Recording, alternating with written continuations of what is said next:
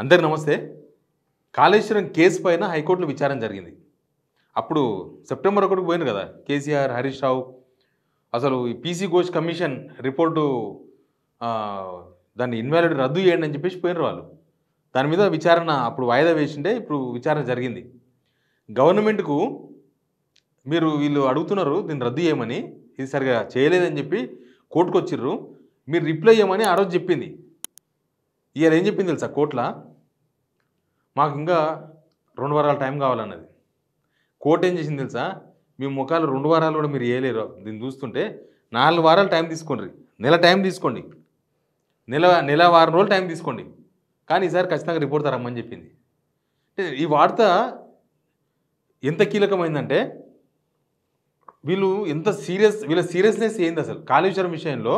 వీళ్ళు చేసిన ఆరోపణలు ఉన్నాయి కదా, 1,00,000 కోట్ల అవినీతి జరిగింది, కేసీఆర్ ఫ్యామిలీ దోచుకున్నది, కేసీఆర్ వాళ్ళను జైల్లో వెనక్కి డబుల్ బెడ్రూమ్ కట్టించేసినాం, చెంచలూరు జైలును చెర్లపల్లి జైల్లో కట్టించేసినాం, వీళ్ళని జైలుకు పంపిస్తాం, వీళ్ళని కక్కిపిస్తాం అని వీళ్ళు మాట్లాడిన మాటలకు ఎంత సీరియస్నెస్ ఉందో అంటే దానికి అసలు వాల్యూవే లేదని అర్థమైంది ఇప్పుడు.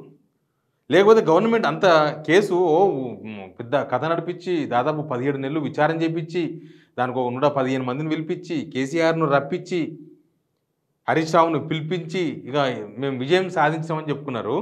ఇప్పుడు కోర్టులో మరి కౌంటర్ వేయలే కదా.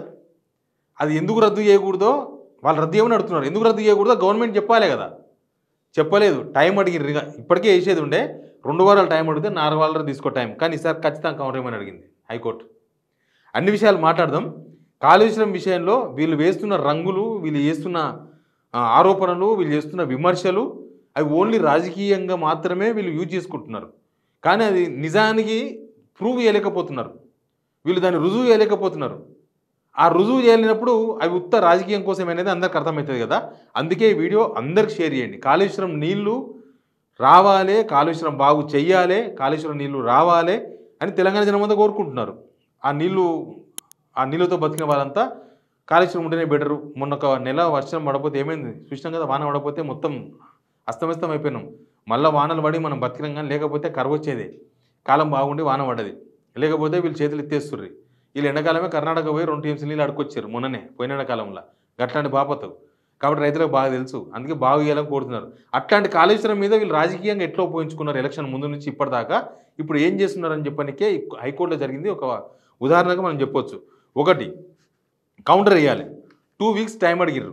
2 వీక్స్ టైం అడిగితే వద్దు మీరు వచ్చే నెల వరకు టైం తీసుకోండి, వచ్చే నెల మీకు 12వ తేదీ దాకా టైం ఇస్తున్నాము, వచ్చే నెల 12కు టైం ఇస్తాము, ఇది అక్టోబర్ కదా, నవంబర్ 12కు టైం ఇస్తాము, మీరు కౌంటర్ వేయండి. అంతలోపే మీరు కౌంటర్ వేయండి. మీరు కౌంటర్ వేస్తే వాళ్ళు మళ్ళీ ఎవరు కేసీఆర్, హరీష్ రావు వాళ్ళిద్దరు కేసు ఫస్ట్ అయింది. తర్వాత కొద్దిమంది ఆఫీసర్లు కూడా పోయినరు ఈ పీసీ ఘోష్ కమిషన్ నివేదిక రద్దు చేయమని. కాబట్టి వాళ్ళు కూడా దానికి రిప్లై ఇస్తారు, ముందు మీరు తొందరగా కౌంటర్ వేయమని చెప్పేసి గవర్నమెంట్కి చెప్పింది. ఇక వాళ్ళు కౌంటర్ వేస్తే తప్ప వీళ్ళు రిప్లై ఇయ్యడానికి అవకాశం లేదు. ఇప్పుడు కేసీఆర్ వాళ్ళు వేసిన పిటిషన్ మీద ప్రభుత్వం కౌంటర్ వేయలేదు కాబట్టి కోర్టు మళ్ళీ ఎక్స్టెండ్ చేసింది. ఇప్పుడు వీళ్ళు మళ్ళీ కౌంటర్ ఇస్తేనే వాళ్ళు రిప్లై ఇచ్చే అవకాశం ఉంటుంది. అంటే నాకెందుకో అనిపిస్తుంది వీళ్ళు ఆధారాలు కోర్టుకి ఇవ్వలే. వీళ్ళు ఎంత తమాషా వీళ్ళదంటే, ఇప్పుడు హైకోర్టులో కౌంటర్ అయ్యారు, కమిషన్కు ఆధారాలు ఇవ్వలే, 17 నెలలు విచారిస్తే సింగిల్ ఆధారం ఇవ్వలే. గవర్నమెంట్ దగ్గరనే ఆధారాలు ఉంటాయి కదా, రేవంత్ రెడ్డి దగ్గరనే ఇరిగేషన్ డిపార్ట్మెంట్ ఉండే, కరెంట్ డిపార్ట్మెంట్ ఉండే, ఆఫీసర్లు ఉండే, అందరిని బెదిరించే అదిరిచ్చే ఏసీబీ దాడులు చేపించి అన్నీ చేయించారు కదా. అయినా సరే సింగిల్ ఆధారం కూడా కమిషన్కి ఇవ్వలేకపోయింది గవర్నమెంట్. తర్వాత వీలేసిన విజిలెన్స్ కూడా ఆధారాలు ఇవ్వలేదు గవర్నమెంట్. అసలు విజిలెన్స్ రిపోర్ట్ను వాళ్ళకి ఇవ్వలేదు, కమిషన్కి ఇవ్వలేదు.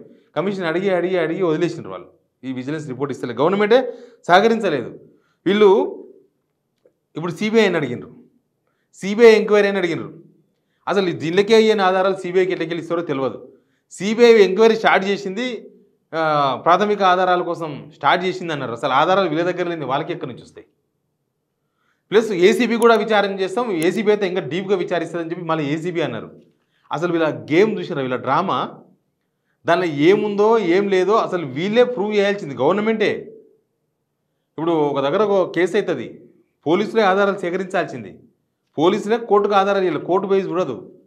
ఇప్పుడు వీళ్ళు వేసుకున్న కమిషను, వీళ్ళు చేసిన విజిలెన్స్ విచారణ, వీళ్ళు అడుగుతున్న సిబిఐ, వీళ్ళు వేసుకుంటున్న ఏసీబీ, వీళ్ళు వేసుకున్న విజిలెన్స్, ఎవ్వరికి ఇవ్వలే ఆధారాలు. ఇప్పుడు కోర్టుకు లాస్ట్కు కౌంటర్ కూడా ఇవ్వలే. వాళ్ళు కొన్ని ఆరోపణలు చేసినారు, వాటి కనీసం కోర్టులో కాదు బయట కూడా సమాధానం చెప్పలే గవర్నమెంట్. వాళ్ళు చేసిన ఆరోపణలు ఏంది? కేసీఆర్ అయినా, హరీష్ రావు అయినా, ఆఫీసర్స్ అయినా విచారణ విస్తృత స్థాయిలో జరగలేదు.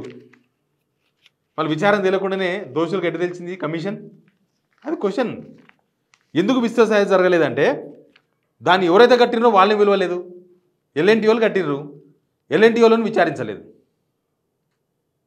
వీళ్ళది ఎట్లుంటుందంటే ఇప్పుడు కరెంటు కొనుగోలు అక్రమాలు జరిగినాయి అన్నారు. దానిలో మన గవర్నమెంట్ కొన్నది, అమ్మిందేమో ఛత్తీస్గఢ్ గవర్నమెంట్. మరి కొన్నోళ్ళు అమ్మినోళ్ళు ఇద్దరు కలిస్తేనే కదా ఎంత జరిగింది దీనిలో అవినీతి, లేకపోతే వాళ్ళు ఎంత కమ్మిరు, వీళ్ళు ఎంత కొన్నారు, ఇద్దరి మధ్య కమిషన్ ఎంత చేంజ్ అయింది తెలిసేది. వాళ్ళ విలువ కూడా విచారణ అయిపోగొట్టారు. ఇప్పటిదాకా దాని మీద మాట లేదు. ఇది కూడా అంతే.